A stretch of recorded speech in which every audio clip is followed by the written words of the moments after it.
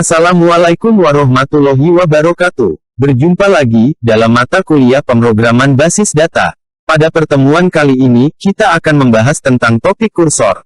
Pokok bahasan yang nanti kita pelajari dalam pertemuan kali ini adalah: pertama, pengenalan tentang konsep kursor. Kemudian yang kedua adalah kursor dalam store prosedur, yang meliputi perintah pembentuk kursor beserta contoh implementasinya. Kemudian yang terakhir adalah sebuah studi kasus sederhana yang diberikan di akhir video. Selanjutnya, akan kita kenalkan tentang konsep kursor pada sebuah query select. Ada beberapa ketentuan terkait dengan kursor. Pertama, kursor bisa didefinisikan sebagai sebuah pointer yang menelusuri data tiap baris hasil dari sebuah query. Kedua, penelusuran pointer pada kursor dimulai dari baris pertama hasil query, yang kemudian pointer berjalan ke baris berikutnya. Ketiga, di setiap baris yang dikunjungi oleh pointer, maka pointer bisa mengakses datanya untuk dilakukan pengolahan lebih lanjut. Selanjutnya, akan dijelaskan tentang kursor dalam sebuah store prosedur. Beberapa perintah pembentuk kursor meliputi: pertama, declare. Declare digunakan untuk mendeklarasikan atau membentuk sebuah kursor. Sintaks SQL yang digunakan adalah declare kursor nama kursor for select query-nya. Kedua, open. Open digunakan untuk membuka sebuah kursor. Sintaks SQL yang digunakan adalah open kursor nama kursornya. Ketiga, fetch. Fetch digunakan untuk memasukkan nilai kursor pada sebuah variabel yang telah didefinisikan sebelumnya. Sintaks SQL yang digunakan adalah fetch nama kursor into variable, di mana variabel bisa lebih dari satu, dengan menyesuaikan query-nya.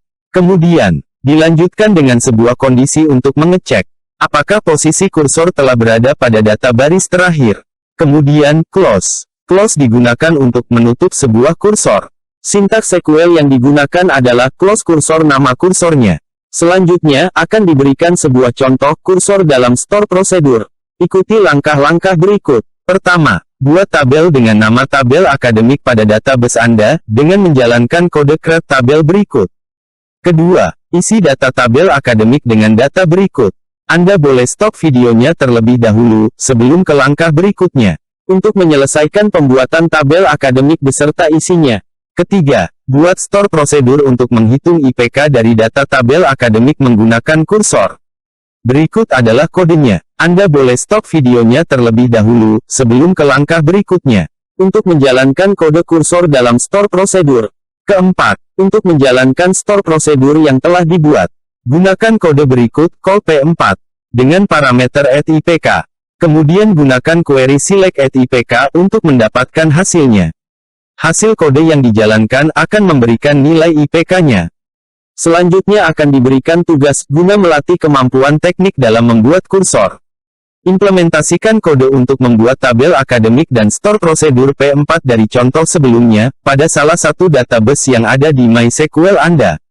Kemudian, tambahkan data pada tabel akademik, dengan menjalankan file data akademik.sql terlebih dahulu. File tersebut di-download dari e-learning.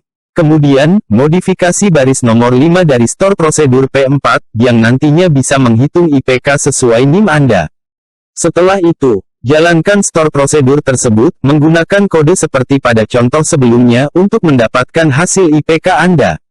Terakhir, kumpulkan kode store prosedur, beserta screenshot hasil IPK-nya dari store prosedur yang Anda jalankan, dalam file MS Word, dan kumpulkan di e-learning. Sekian pertemuan kali ini. Sampai bertemu lagi di materi berikutnya.